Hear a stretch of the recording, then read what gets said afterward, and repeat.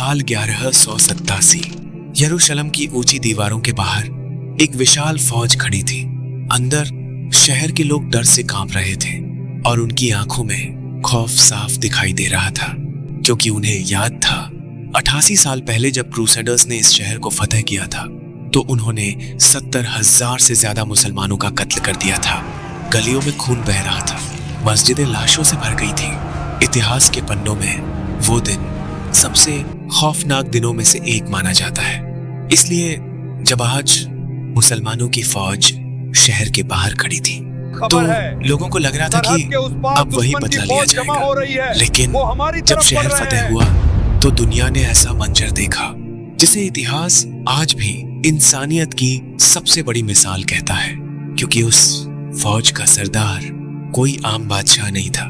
वो था इस्लाम का शेर सुल्तान सलाहुद्दीन अय्यूबी। सुल्तान सलाहुद्दीन अय्यूबी का असली नाम था यूसुफ इब्न अय्यूब। उनका जन्म 1137 ईस्वी में इराक के शहर तिक्रित में हुआ था। उनके वालिद नजमुद्दीन अय्यूब एक बहादुर और समझदार इंसान थे। सलाहुद्दीन का खानदान कुर्द नस्ल से ताल्लुक रखता था, लेकिन उस वक्त मुस्लिम दुनिया एकजुट नहीं थी। हर तरफ छोटे छोटे हुक्मरान थे और दूसरी तरफ यूरोप से आई क्रूसेडर्स की फौजें मुस्लिम इलाकों पर हमला कर रही थी। ऐसे मुश्किल दौर में सलाहुद्दीन ने आंख खोली। सलाहुद्दीन बचपन से ही बहुत समझदार और नरम दिल थे। उन्हें जंग से ज्यादा इल्म और किताबों में दिलचस्पी थी। उन्होंने कुरान, हदीस, फिकह और तारीख सबकी तालीम हासिल की। उनके उस्ताद कहते थे, ये लड़का सिर्फ तलवार से नहीं, अपने अखलाक और इल्म से भी दुनिया जीत सकता है। लेकिन तकदीर ने उनके लिए कुछ और ही लिखा था। सलाहुद्दीन की जिंदगी में सबसे बड़ा मोड़ तब आया जब वो अपने चाचा शिरकुह के साथ मिस्र की मुहिम पर गए। मिस्र उस वक्त राजनीतिक साजिशों का अड्डा बन चुका था। क्रूसेडर्स भी मिस्र पर कब्जा करना चाहते थे, लेकिन सलाहुद्दीन और शिरकुह ने मिस्र में मुसलमानों की ताकत को फिर से मजबूत कर दिया। जब शिरकुह का इंतकाल हुआ तो सबको हैरानी हुई, क्योंकि मिस्र का नया वज़ीर एक जवान इंसान को बनाया गया।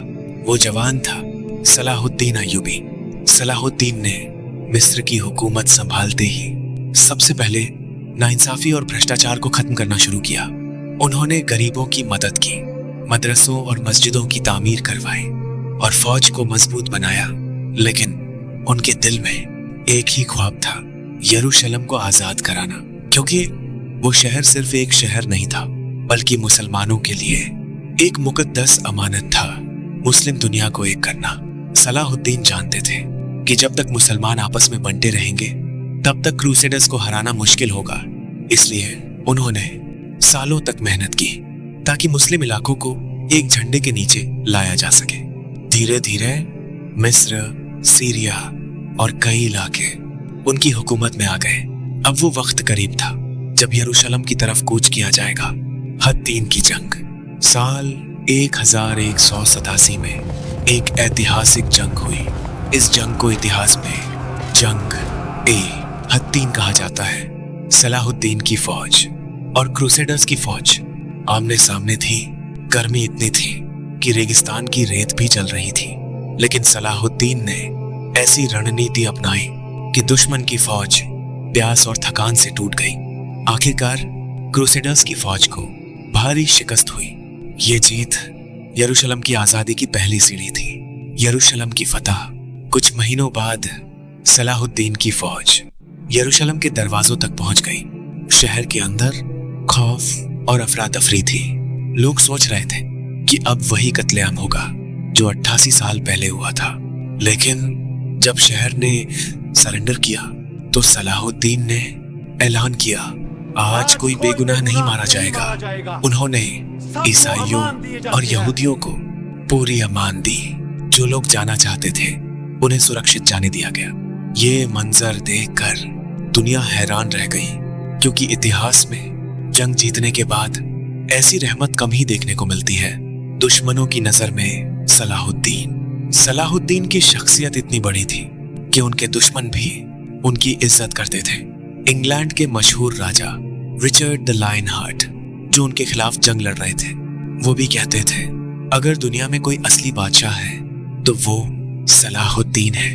एक बार जब रिचर्ड बीमार पड़ गए तो सलाहुद्दीन ने अपने डॉक्टर और फल उनके पास भेज दिए।